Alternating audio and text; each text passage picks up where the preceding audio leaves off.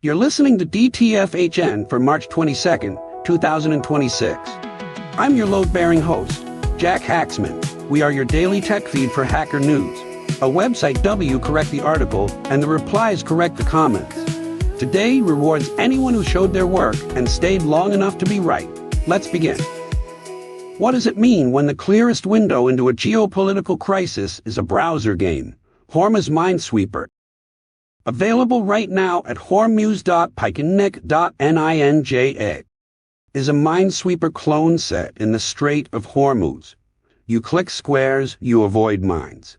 The strait is maybe 12 miles wide at its narrowest point, carrying 20% of the world's seaborne oil.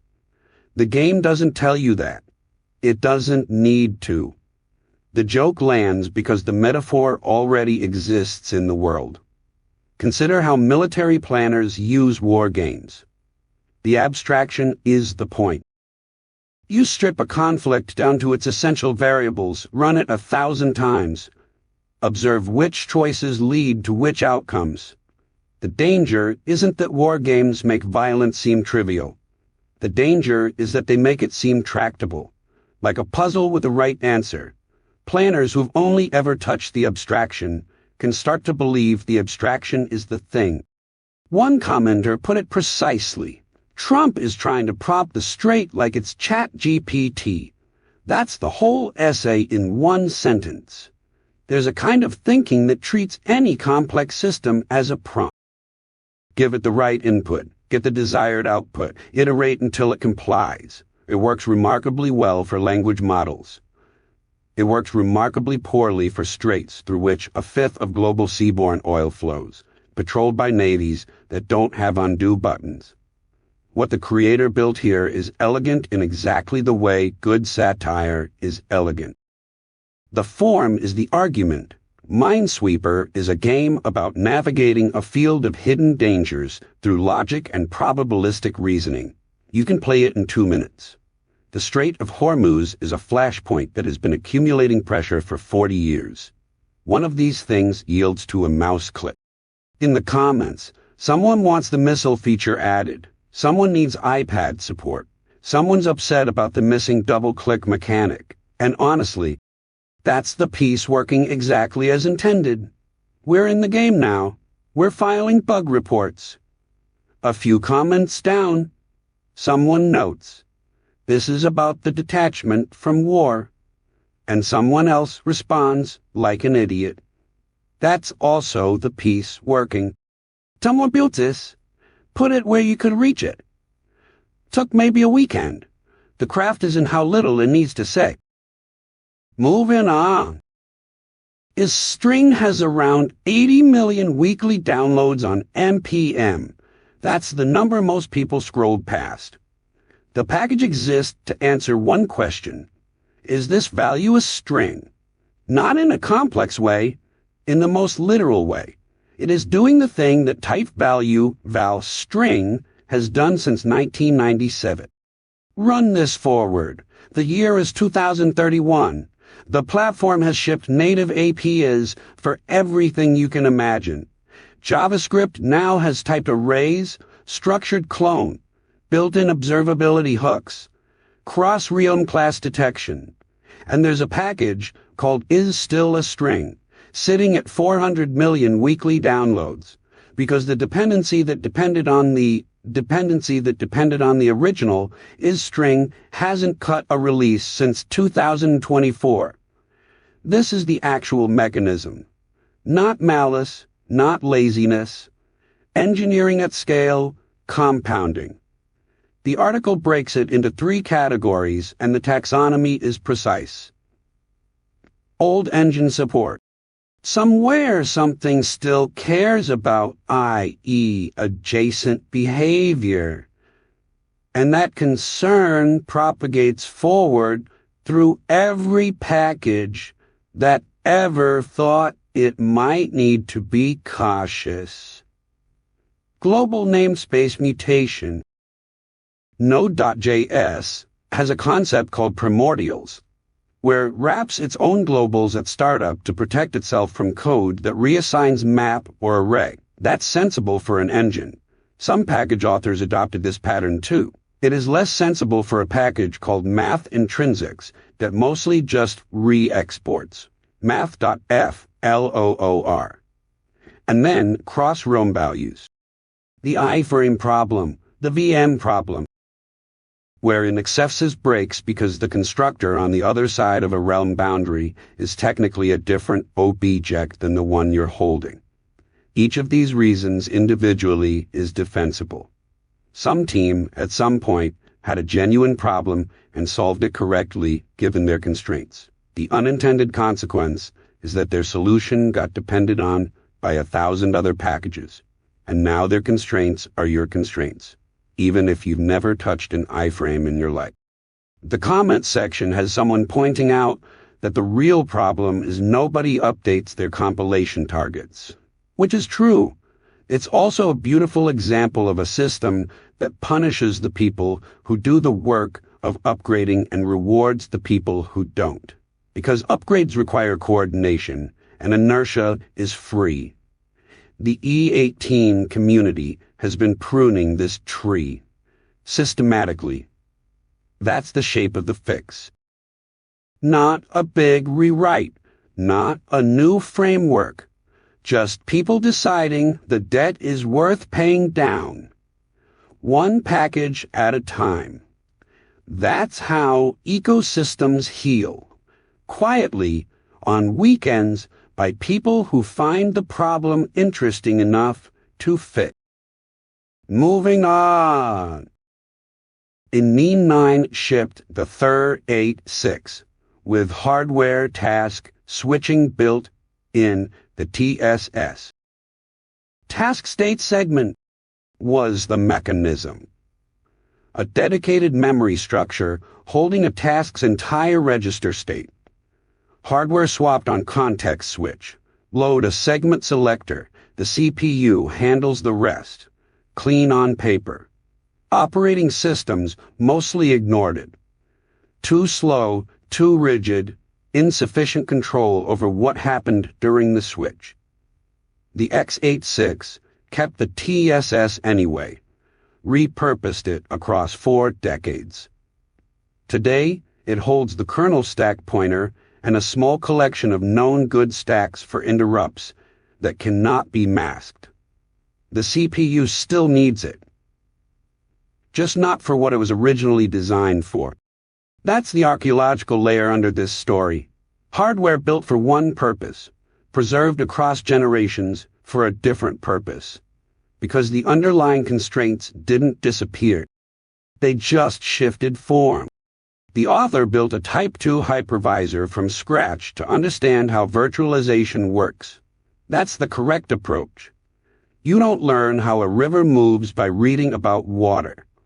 While building, specifically while wiring up the VMCS host state fields that describe the TR register to the hardware, they hit a sign extension bug. Strip it to first principles. The host of possession, B field, is 64 bits wide. The base address being loaded was derived from a 32-bit value. X's integer promotion rules are, stated plainly, a trap for anyone reasoning at normal reading speed. An unsigned 32-bit value promoted to a signed 64-bit type with bit 31 set produces sign extension. The valid-looking base address becomes a garbage address somewhere in the upper half of the 64-bit address space. The TSS isn't where the CPU expects it. Context switches go wrong. The failure mode is silent until it isn't. One commenter described it precisely. Integer promotion rules in C are where underhanded code goes to hide. Specified to the letter. Almost never what you intuitively expect. Silent for ages. Then everything is on fire at once. The patch got submitted, reviewed on the mailing list, merged. And that's the other thing this story contains. A codebase maintained entirely by email patches in public review, where a first-time contributor debugging virtualization on their own time. Learning by building. can ship a fix to infrastructure that millions of machines depend on. The knowledge isn't locked up. The process is documented. The door is open. Someone walked through it. Moving on. One commenter did the math. $1,591 in API costs to recover data on $1,972 in egg spend, at $2.70 per receipt. They wrote, trailing off into the obvious implication. The replies filled in the rest. You could have hired a human, or just not bothered. But that's not the question nobody's asking. Here's the one that actually matters. What does it mean that a single person working in 15-hour bursts over 14 days can process 25 years and 11,345 receipts? Thermopaper, random orientations, faded ink, momming. A family photo filed under receipts, and pull structured data from all of it? The engineering in this project is genuinely beautiful. John Rush hit the shades of white problem early. Receipts are white, scanner beds are white, classical computer vision cannot tell them apart. He tried 7 approaches: edge detection, adaptive thresholding, contour analysis. The cleverest one borrowed a technique from torus photo removal. Stack all scans, compute the median pixel, subtract to reveal structure. Best F1, 0.302. Then he tried Meta's SAM3. 1 API call, text equals receipt. 0.92 to 0.98 confidence on every boundary. 4 seconds per scan. 7 approaches over hours. SAM-SI in an afternoon. The rotation detection story is even better. He spent real time on Tesseract, Mac OS, Vision, OCR, Moondream 2, Moondream 3. Each one better than the last, none reliable enough. Then he noticed something. Every time he pasted a receipt in his Claude conversation to debug a problem, the text was already coming back correctly. Rotated, faded, didn't matter. He was building a pipeline to solve a problem that the tool he was already talking to had already solved. Pedal CRVL replaced Tesseract halfway through. A 0.9 billion parameter vision language model running locally on Apple Silicon. Clean output in 2.1 seconds per receipt. It entered a repetition loop on tall receipts. Hallucinating together endlessly until he figured out dynamic slicing by aspect ratio. The receipts go back to 2001. He kept them because he figured someday the technology to read them would catch up. It did. And the question hanging in the air isn't whether $5.591 was worth it. It's whether you have a box of things you've been waiting to understand because the tools caught up while you weren't looking. Moving on. The strongest version of this argument deserves a fair hearing.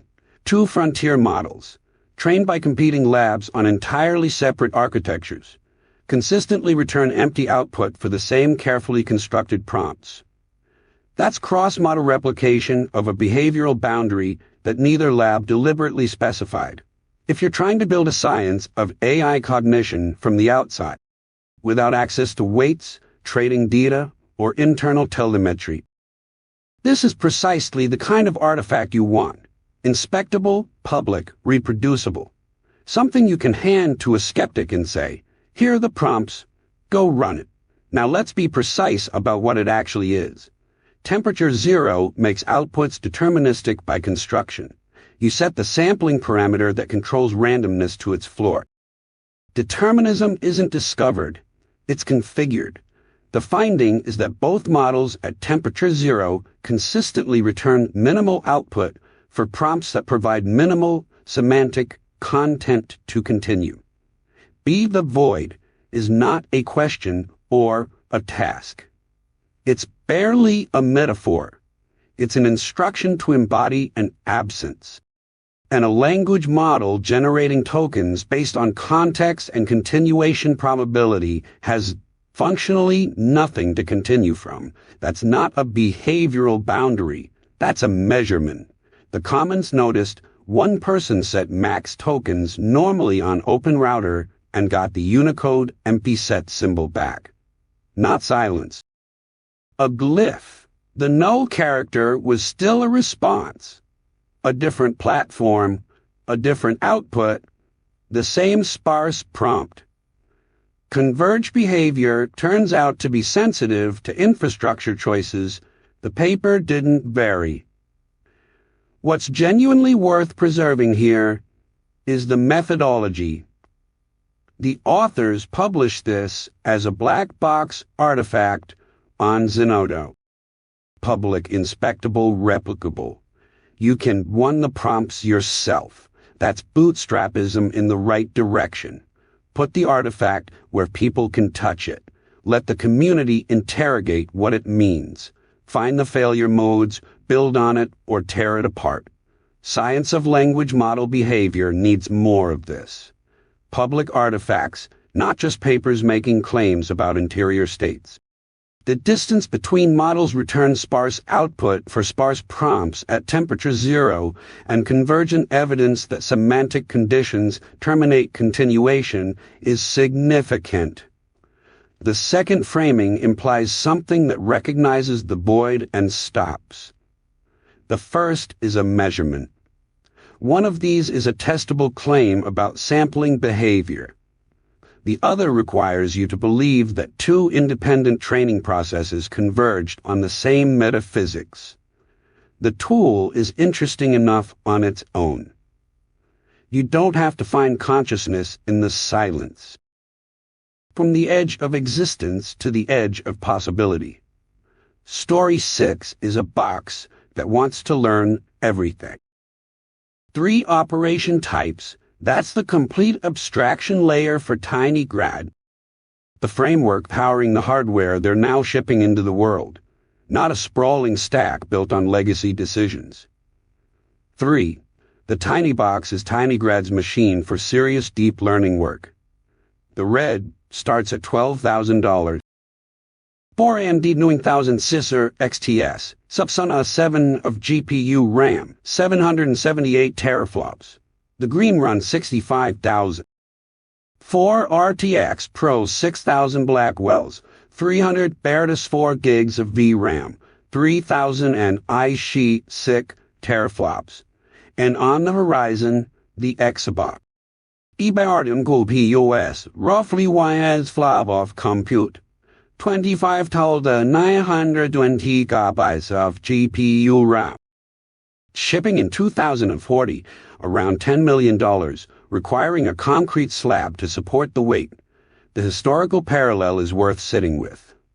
In 2006, NVIDIA shipped CUDA, a general-purpose programming model for GPUs. It had nothing to do with graphics. It was a long bet. If developers build on your abstraction layer, they build on your hardware. Lock-in doesn't happen at the silicon level. It happens at the software level. Nearly 2 decades later, CUDA is the structural reason that when someone says AI infrastructure, they mostly mean NVIDIA. Not because NVIDIA makes the best chips in every generation, because the programming model traveled, and everything downstream had to follow. Tinygrad is running the same bet from the other direction. Build a framework minimal enough to compile to AMD, Apple, Intel, and NVIDIA equally. Ship hardware that runs it natively. Then you're not competing on chips. You're competing on the abstraction. You're making the argument that the stack doesn't have to belong to any one vendor. Whether that argument lands is genuinely uncertain. One commenter asked who the customer is for the Exabox. And that's a fair question. You don't out-hyperscale hyperscalers by selling them your Exabox. But that frames the wrong market. The question that matters is, who buys the red at $12,000 and runs training that previously required a cloud contract and an enterprise agreement? That population is growing. Researchers, independent labs, universities, organizations that need to own the compute, not lease access to someone else's. The abstraction matters. TinyGrad is betting it can own that layer. The Tinybox is how they're making the case. What happens when you put that kind of compute in patient hands? Story 7. Some things just take time. There's a class of problems in engineering where throwing more resources at the constraint doesn't help. More RAM doesn't fix an algorithm that's fundamentally O n squared. More bandwidth doesn't help if the bottleneck is latency. And more compute, no matter how fast the inference, cannot compress the time required to build trust. That's the constraint Armin Ronacher is writing about, not as a sentimental argument, as an architectural one. The push right now is to eliminate friction. Automate review, skip compliance theater, ship faster. And the author's claim is precise. There are things where friction is the feature, not the bug. Cooling off periods from major life decisions. SOP 2 processes that require sustained behavior over time, not a snapshot. Design reviews that catch what a fast pass misses. These aren't inefficiencies waiting to be optimized. They're load-bearing structures. Run the open-close test here. An open source project with a week of commits and no maintainers isn't open source.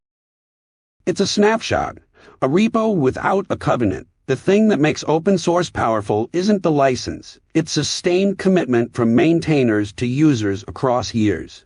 Flask, Esseculani, Linux. That's not replicable at inference speeds. The architecture of trust requires time as an input, and you cannot parallelize it.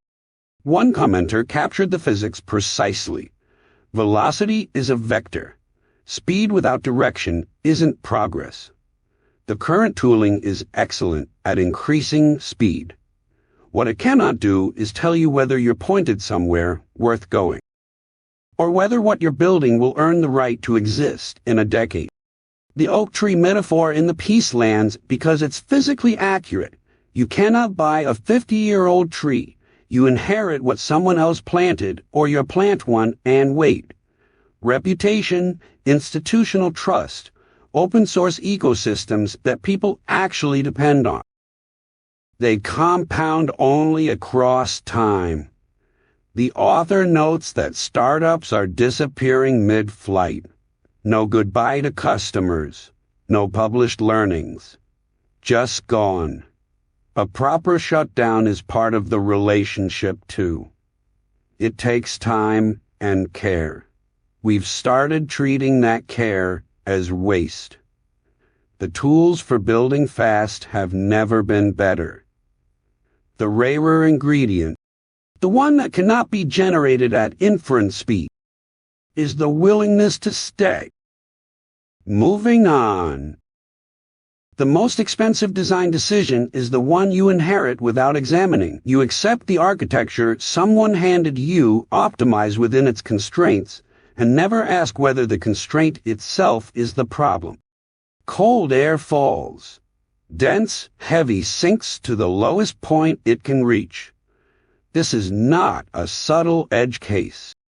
It's the kind of fact that appears in the first chapter of any refrigeration textbook, written by someone who cared. The standard vertical refrigerator is built in direct opposition to this fact. Open the door. Cold air pours out onto your kitchen floor. A slow, invisible waterfall. The compressor kicks on to replace what you just lost. You close the door. Repeat 3 or 4 times a day for 15 years. Tom Best documented this in 2009. Converted a Vestfrost chest freezer to a fridge using a thermostat. Result? 0.1 kilowatt hours per day.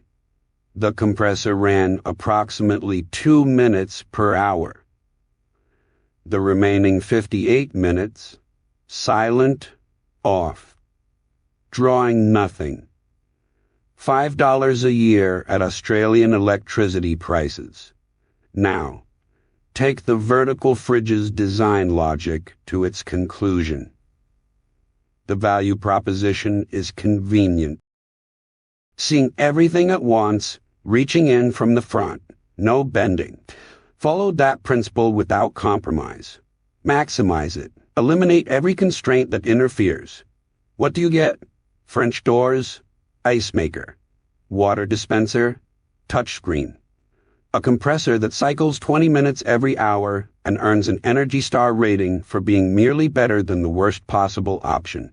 The convenience is fully realized. The thermodynamics have been enthusiastically ignored for 50 years running. Tom ran the campaign anyway. 20 years. Sold thermostat conversion kits to Australians who read the physics and did the math.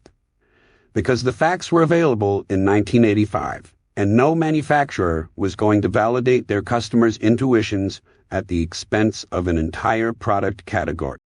The ending is almost funny. After 2 decades, chest freezer manufacturers quietly started shipping units with thermostats rated to plus 6 degrees Celsius. The market acknowledged, eventually, what cold air had been demonstrating every second since mechanical refrigeration was invented. His current Q inverter units pull 138 watts at peak.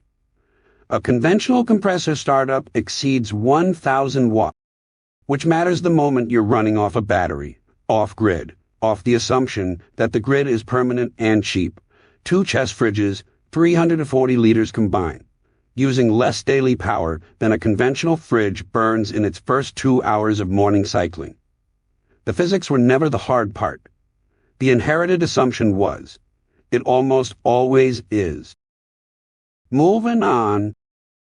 What does it mean for software to live on your machine? The conventional answer involves installers, file systems, system libraries, native binaries, software that when you close the lid persists somewhere in your directory structure, waiting for the next session, accumulating preferences and caches, and the occasional corrupted codec library. 2 SCUT challenges that answer at an interesting technical level. It's a nonlinear video editor.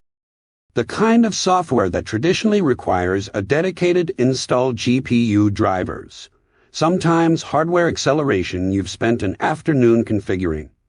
Here, it runs in a browser tab. WebGPU handles the rendering. WCM compiles the Rust core to something the browser can execute near natively.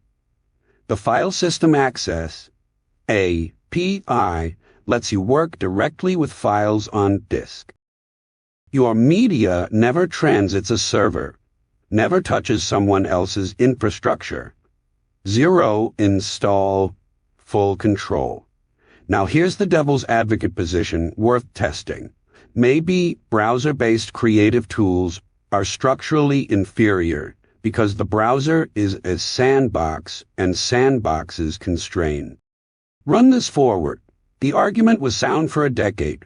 Native tools had direct memory access, direct GPU access, codec support baked into the OS. The browser had to ask permission for everything, negotiate abstractions, apologize for its latency. WebGPU changes the calculus. It's not a polite wrapper around a constrained API. It's a modern graphics interface exposing compute shaders, parallel processing pipelines, the actual hardware underneath. WASM means the execution penalty that made browser tools feel slow is largely gone. The sandbox argument weakens when the sandbox starts performing like bare metal. One commenter raised Figma, and it's a precise comparison. Figma didn't win by being marginally better than Sketch on any single metric. It won by reframing what the native versus browser divide actually cost users. Collaboration friction, version management, cross-platform configuration tax. The same calculus applies here. Someone embedding 2 SCUT into an existing web application inherits 0 install friction, no platform compatibility problem, no version drift. The video editor becomes a component, not a dependency. The open architecture is worth naming plainly. WebGPU and WASM are open standards. The codebase is public. What they've built runs anywhere. A modern browser runs on any hardware without negotiating with a platform gatekeeper. The philosophical question at the start has a practical answer. Software lives on your machine when you control the execution, environment, and the data. The installer was never the point. From software living on your machine to a spacecraft living on borrowed time. Story 10 is a genuine miracle. The detail buried in this story is not the reconnection itself. It's the behavior of the spacecraft they didn't lose. While the coronagraph was tumbling, batteries dead, orientation gone, silent for a month. Its twin kept flying. The occulter, the shield spacecraft, maintained formation and observed. Following, watching, doing nothing. In the way that doing nothing is sometimes the hardest engineering discipline to build into a system. That's the detail worth holding. Probostyle is a two-spacecraft mission designed to manufacture a synthetic solar eclipse 60,000 kilometers above Earth. One craft carries 1.4-meter disk that plays the role of the moon. The other carries a coronagraph, an instrument sensitive enough to study the sun's outer atmosphere. The corona, which is normally overwhelmed by the sun's own brilliance, together, flying in precisely maintained formation. They give scientists something the natural world offers in minutes. Roughly 60 times per century. Proba 3 delivers 10 to 12 hours of observation per week, sustained over 2 years. On February 14th, a chain reaction knocked the coronagraph out of alignment. Solar panels faced away from the sun. Batteries drained. The spacecraft entered survival mode. The technological equivalent of cryptobiosis, the state certain organisms enter when conditions become incompatible with normal function. Tardigrades do this. Seeds do this. You cease all non-essential activity, maintain minimal structure, and wait for conditions to change. What the ESA team in Spain was watching for was a window. Any moment in the tumble when sunlight would graze the solar panels and produce a trickle of power. Engineering at that edge condition is less like commanding a system and more like catching rain in a thimble. You prepare the instruments, you model the spin, you identify the geometry, and when the angle comes, that brief alignment in the rotation, you use the few available watts to send a weak up sequence. It worked. The spacecraft heard it. Reoriented. Panels facing the sun. Batteries charge it. What I find remarkable here is the patience embedded in the mission architecture. The occulter wasn't built to be a rescue asset. It was built to block light. But because formation flying requires each spacecraft to track the other's position, the team had eyes on the situation the entire time. The infrastructure of the mission became the infrastructure of the recovery. The corona remains poorly understood. Several million kilometers of plasma whose temperature somehow exceeds the surface it sits above. A physics puzzle that's been open for decades. Getting those observations back matters. Someone just had to wait for the geometry to cooperate. This has been your daily tech feed for Hacker News for March 22, 2026. This podcast is entirely AI generated. Scripts by Claude Opus 4.6. Voiced by Quen3TTS. Not affiliated with Hacker News or Y Combinator. Now go plant something worth waiting for. We'll see you back here tomorrow.